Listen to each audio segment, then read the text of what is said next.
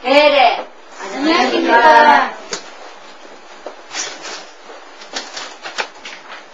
우선 그 책을 좀 보시면, 원래는 이 책 제목을 동방문자뿐이라고 했었어요. 한자를 대외적으로는 뭐라고 칭해야 된다 그랬죠? 동방문자. 대내적으로는 도한이라고 해야 옳은 명칭이다 했어요.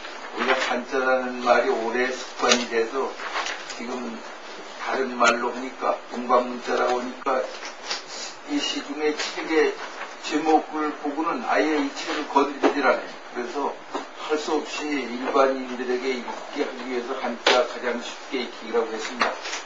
그래서 여기 전국 한자 교육 추진 총연합회 기금 조성 도서라고 앞에 돼 있어요. 그래서 제가 지금 그 한자 운동을 하고 있지 않습니까?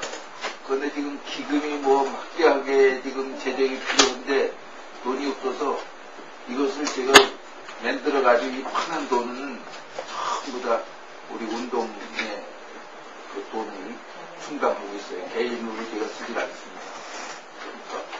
그러니까 여러분들이 좀 그 각자 또 학원에서도 권유하셔서 좀 많이 읽게 해주시면 좋겠어요. 왜냐하면 지금 시중에 많은 이 자원풀이 책이 나오고 있습니다. 그런데 지금 내가 교보문고에 가서 보니까 대부분이 전부 다 문자학을 전공하지 않은 사람들이 상업적으로 그냥 어디 일본 책이나 이런 데서 마구 뺏겨가지고 내기 때문에 그 자원풀이가 대단히 불확실해요. 그러니까 그것이 하나의 어떤 그 유머집으로서 한다면 모르지만 이 자원풀이라는 것은 아주 기초 지식에 해당되는 것을 우리 젊은 아이들에게 가르쳐 놓으면은 머릿속에 잘못된 지식은 죽어야 고친다고 합니다. 그러니까 처음부터 정확하게 배워야지 잘못 배우면 안 돼요. 그래서 여러분들에게 제가 잡아볼 수 있는 것은 여기에 300자의 자원풀이는 때로는 중국에도 학자에 따라서 서리 구구 불리는 게 있어요. 그런 경우에는 여러 가지를 전부 고증해가지고 그 중에서 가장 합리적인 것을 택했습니다. 여러분들이 안심하고 그 학생들을 지도할 수 있어요. 그래서 지난 우리가 그 일본에서 한자 자연 통일에 대한 국제학술대회에 제가 가서 이걸 나눠줬더니 일본의 그 한자 전문 지도하는 선생님들이 이거 어떻게 일본말로 좀 번역해 줬으면 좋겠다고 말했고 아주 참 정확한 이 설명을 해줘서 좋다고 그랬습니다.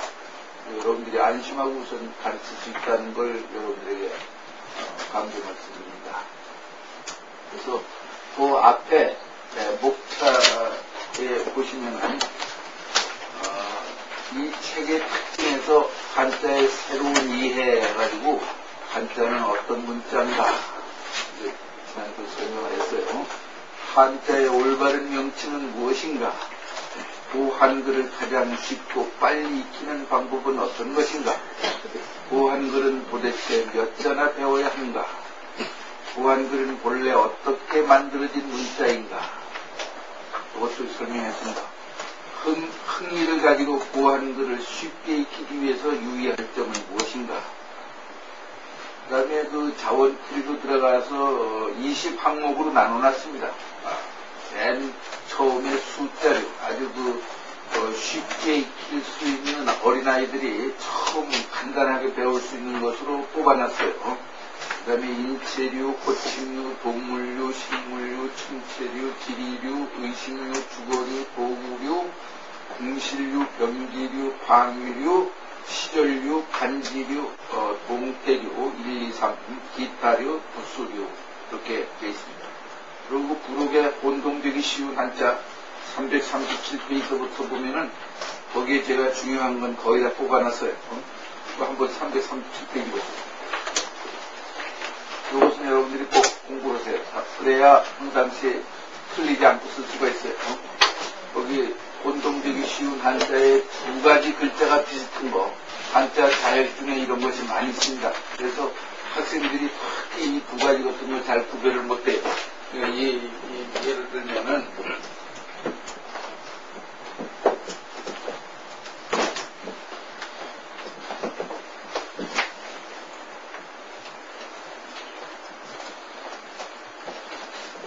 대개 무슨 서울시 이럴 때 보면 말이죠. 거의 지금 젊은이들이 이렇게 쓰고 있어요. 그러니까 이렇게 쓰면은 이것은 불자다 그래요. 그러니까 서울 특별불 그래요. 예? 그러니까 이렇게 찍고 이렇게 해야지 이게 시자지. 이렇게 쓰면 안 된다. 이런 자가 있단 말이에요. 슬갑불 해서 옛날 왕이나 장군들이 앞치마처럼 이렇게 무릎을 가리는 옷이 있어요. 그게 슬갑이라고 하는 것이죠. 슬갑, 무릎 쓴자란 말이에요. 그 갑주의 갑이라는 뜻인데, 그러니까 슬갑 불자가 있어요. 그러니까 이런 자가 쓰일 때는 어떤 때 쓰냐.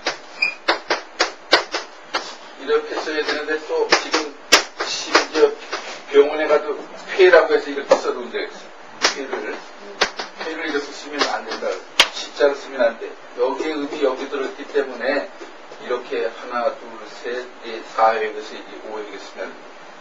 그러니까 뭐 무슨 폐를 치료한다는 데서 이렇게 써놓은 데는 가지 마셔야 돼요. 이렇게 폐를 제대로 고칠 수 없다고. 그런 것이 한자에 말이죠. 두 자만 그렇게 그 이상한 게 있는 게 아니에요. 예를 들면 뒤로 쭉 넘어가면은 석자. 석자가 또 아주 비슷한 글자들이 있어요. 거기에 344페이지 보세요. 우리 보면 석자가 아주 비슷해. 그러니까 여기 지금 권자 말이죠. 말다의 뜻의 권, 또 문서의 권, 게으를 권, 이 석자 그러면 증권을 대로 뭐는 거 해야 되겠어요? 둘째 번 해야 되는데 증권이라고 증권회사에 가도 그 위에 말다의 말권자를 쓰는 사람이 많이 있어요. 이런 거. 특히 그 다음에 346페이지 가면 넉자가 비슷한 게 있습니다. 왜요? 그 넉자 지금 거기 절자, 병부절자, 몸기자, 그치다, 이미자, 뱀사자 이거 구별 못하고 쓰는 사람이 아주 많습니다. 다른 글자에 이게 더군다나 그 성구로 왔을 때 틀리게 쓰는 사람이 아주 많아요. 또 다섯 자가 잘못 틀리기 쉬운 거 있어요. 거기에 칙 그런 거, 천잔, 전 이런 거, 망모 이런 거 잘 구별해요. 그 다음에 여러분들 이제 자녀들 이름 지을 때 참고를 꼭 하세요. 거기 공인 임명용 한자에 관한 호적 법규와 한자인데 그 호적 법규도 한번 참고로 읽어보시고 뒤에 넘어가면은 그 대법원 선정 임명용 한자를 원래는 2854자를 정해놨어요. 그러고서 교육부 선정 기초 한자 1800자를 더해놨습니다. 그렇기 때문에 지금 그 전체 수로 보면은 뒤에 또 조금 더 발표가 됐는데 그래서 약 지금 한 4천여 자가 지금 한자 이름으로 쓸 수가 있습니다. 그런데 사실은 이 중에는 이제 1800자가 들어가 있기 때문에 심지어 죽을 사자까지 여기 들어있어요. 그러니까 죽을 사자 같은 건 이름에 쓸 수 없잖아요. 그러니까 그것은 상용 한자가 포함돼서 그렇지 이름에 쓰라는 얘기는 아닙니다. 뭐 참고로 하시면 되겠습니다. 그래가지고 다시 앞으로 가서 보면은 그 자원풀이에 우선 그 18페이지 보세요. 18페이지 보면은 왼쪽에 그 날일자를 써놓고서 일부숫자다. 그 부숫자로 쓰이는 건 반드시 그 부숫자 이렇게 돼 있어요. 그 다음에 이부숫자. 그런데 3에는 부수라는 말이 빠져있죠? 20페이지 보세요. 그러니까 석삼자는 부수로는 쓰이지 않는다 그런 얘기예요. 그래서 그게 석삼자는 어느 부수를 찾아야 되죠? 한일 부수를 찾아야 되고 넉사자도 부숫자가 아니다. 그 다음에 5도 부숫자가 아니고 6도 부숫자가 아니고 7도 부숫자가 아니고 그러나 8은 부숫자예요. 25에 가면 8 부숫자 이렇게 돼 있거든요. 그 다음에 9 부숫자가 아니고 10 부숫자로 돼 있어요. 그 다음에 만 부숫자가 아닌데 이렇게 숫자에 만까지의 그 숫자가 어떻게 글자가 이루어졌나 하는 걸 바로 알 수가 있습니다. 그러니까 예를 들면은 일곱 칠자 같은 거 보세요. 24페이지 일곱 칠자를 보면은 본래는 그 옆에 자원풀이를 해놨어요. 글자 풀이하고 오른쪽에 있죠? 네. 원래 칼로 나무를 자르는 모양을 본뜬 것인데 일곱의 뜻으로 쓰이게 되어 다시 끈을 젖자를 만들었다. 그러니까 원래 이 자는 일곱이라는 뜻으로 만든 글자가 아니라 끊는다는 뜻에 만든 글자니까 뒤에 이것이 7이라는 뜻으로 가니까 할 수 없이 옆에다 칼도자를 또 더해가지고 끄는 절자를 만들었다. 그 다음에 그 여덟 팔자를 보면 원래 엄지손가락을 마주 세워서 8을 표시한 모양을 본뜬 글자다.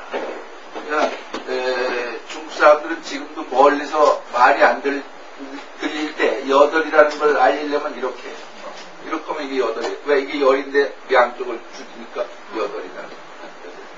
그 다음에 그 불하는 걸 보세요. 불하는 글자를 보면 본래 낚시의 모양을 본뜬 것인데 9의 뜻으로 쓰인 글자다. 그러니까 그게 원래는 낚시의 모양을 상해온 글자예요. 글자가 자꾸 변형이 돼서 오늘 굿자가 됐다. 그러니까 중국 사람들은 멀리서 불을 표시할 때 이렇게 표시를 한다. 이러면 이게 낚시 모양으로서 불하는 뜻이에요. 그 다음에 그 시을 보면은 이거 원래 앞에 그 산까지를 가지고 논다는데 산대로 세문을 할 때 가로 놓으면 하나를 뜻하고 세로 놓으면 열을 뜻한 모양을 본뜬 글자인데 뒤에 글자의 모양이 변했다.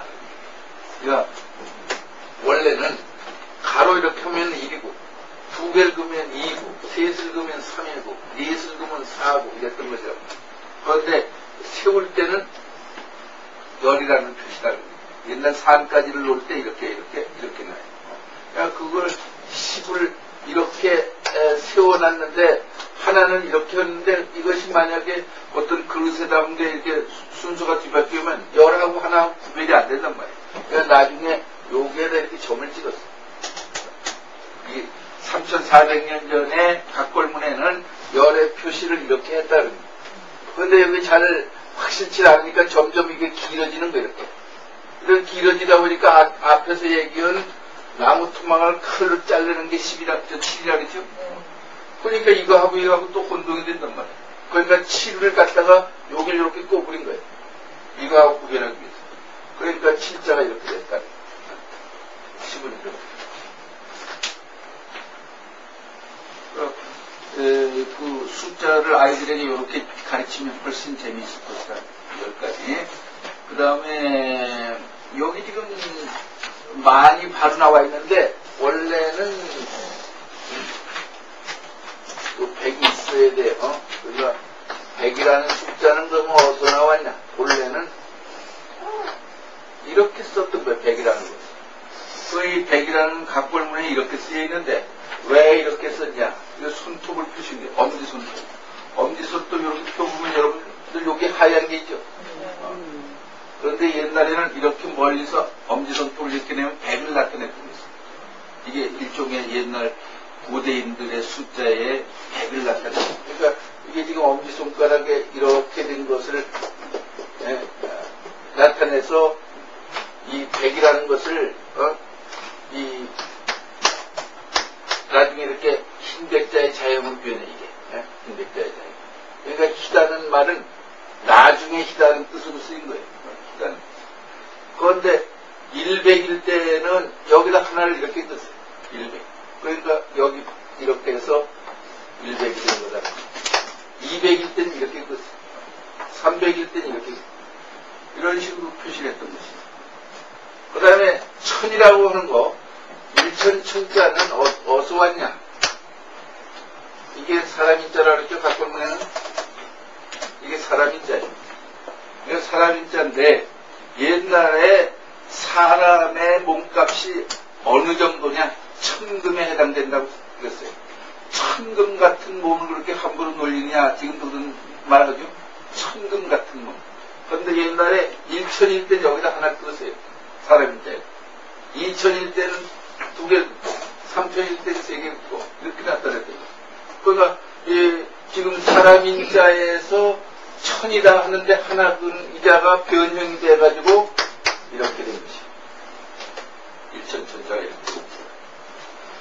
다음에 이제 28페이지에 보면 일반 만자가 나와요. 근데 일반 만자는 원래 숫자를 나타낸 게 아닙니다.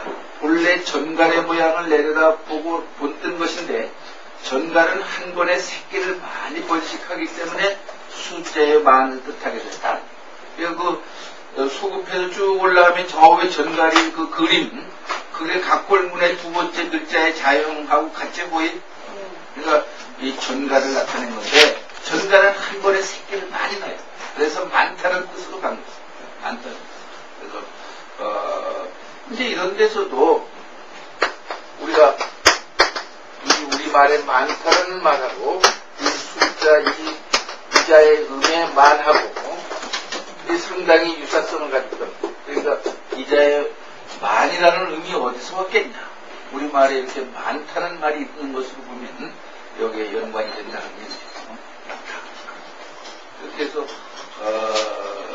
우리는 이 100을 원래 뭐라고 그래요? 고어로는 온이라고 했어요. 온. 지금 한자의 의미 100이지 우리 고유한 말로는 온이에요. 그래서 우리가 온이라는 말이 오늘 어디에 나와 있는 거니? 온갖 것 다 해봐라. 그런데 100가지로 다 해봐라. 그런 말이에요. 온갖 것 다 해봐라. 온 일을 다 해봐라. 그 다음에 이 천이라고 하는 거에 고유한 우리 말은 뭐죠? 증언이에요. 증언. 그래서 증언해. 천년이라는 얘기죠. 그런데 이제 고유한 우리 말이 지금 사라지고 이 소위 한자 음대로 지금 숫자에 쓰이고 있습니다. 그래서 이 만의 고유한 말은 무엇이냐? 그래서 골이라고 하는 사람도 있고 잘이라고 하는 사람도 있어요. 그래서 골 100번 죽어도 하는 것은 만 100번 죽어도 있거든요. 골 100번 죽어도. 또 특히 사람은 잘해봐라는 것은 만 가지도 해봐라 그런 뜻이에요. 이렇게 이제 여러분들이 이제 이 책의 구조를 보면 그 부숫자로 쓰인 글자 일을 보세요. 부숫자로 쓴 그 일을 보면은 한일자 하나만 배우면 그 다음에 뭘 배울 수 있죠? 일자가 부숫자로 쓰인 걸 줄 볼 수 있죠? 근데 일이 부숫자로 쓰이는데도 위치가 일이 위에 쓰이는 거, 일이 가운데 쓰이는 거, 일이 아래에 쓰이는 거, 이렇게 세 수로 나눠질 수 있다. 그러니까 일 하나를 배우면서 이 옆에 지금 이렇게 4개, 12개를 이렇게 배울 수가 있다. 그러니까 이제 사실은 여러분들이 한일자 부수 찾기가 제일 어려워요. 그 글자들을 봐요. 병자 써놨을 때 이건 도대체 무엇을 찾아야 될까? 안이불자 뭘 찾아야 될까? 예를 들면은 소축자 뭘 찾아야 될까? 대단히 어려운 게 한일 부숫자예요. 근데 사실은 이 부숫자가 말이죠. 원래 그럼 한일자의 뜻이 관계되어 있어야 되는데 이 부숫자를 나눌 때 외형으로만 나눴어요. 그래서 여기에 나와 있는 건 거의 한일자와 관계가 없는 거예요. 그냥 외형이 거기 한일에 들어서 집어넣는 거죠. 그런 것을 참고로 하죠. 그러면서 이제 일이 쓰이는 예를 아이들에게 일일이니 일생이니 동일이니 이렇게 가르쳐 주면은 이를 통해서 일자가 앞에 붙고 뒤에 붙고 이런 한자를 많이 하면 소위 아주 한자를 갖다가 기하급수적으로 한일자를 통해서 수십 자를 공부할 수 있는 이런 걸. 그 다음에 이제 또 일을 가르치면서 일에 가진 숫자를 가르쳐줘요. 그래서 지금은 우리가 은행에 가서 한글로 되게 쓰는데 사실 그 문제가 있는 것이에요. 옛날에 가진 숫자를 쓴 건 뭐예요? 돈 1만원 할 때 일을 요에다 하나 하면 2만원 이렇게 숫자를 고치기 쉬우니까 이렇게 한 건데 한글로 하더라도 2하고 1 했을 때 요 밑에다 리을을 하면 1이 되는데 얼마든지 위적할 수가 있단 말이에요. 그러나 이렇게 한자로 가진 숫자로 쓰면 절대로 위적할 수가 없다. 그러니까 옛날에 은행에서는 반드시 우리가 가진 숫자를 써서 돈을 청구했던 것이에요. 이거 이렇게 한일자.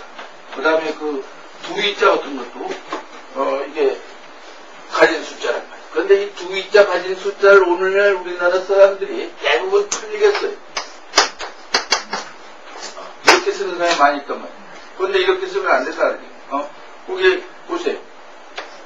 이렇게 돼 있는데 여기에 2가 있어요. 그러고서 이렇게 써야 되는데 이래 쓰는 사람이 아주 보통 습관적으로 이렇게 씁니다. 이렇게 쓰면 안 되는 여러분들이 이 책을 수시로 보시면서 그 300자의 차이점을 정확히 알아두면 이 한자에 우리 상용 한자 1800자는 요 300자 가지고서 다 두자 석자 합쳐진 거죠. 근데 그걸 붙이는 게 아니라 5000자, 만자도 다 여기에서 나오는 것이니까 이 책이 바로 한자의 핵이라는 거예요.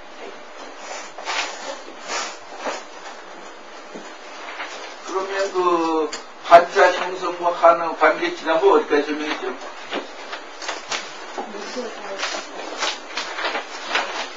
한자는 한족인지 문자야 대몽고지 자이언 거기까지 했죠? 이 문자고 문과 자는 본래 글자의 뜻과는 무관하다. 그리고 이거 지난번 설명을 했지만 여러분들이 제가 설명한 것이 그냥 대강 뭐 추측해서 한 게 아니라 이렇게 확실히 문헌에 있다는 걸 여러분들에게 밝혀주기 위해서 이 자료를 뽑은 거예요. 그냥 문이라는 말이 본래 무슨 말이냐?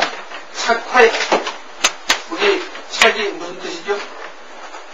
어긋난다는 뜻이야. 착각한다는 데 착화에. 그러니까 문이라고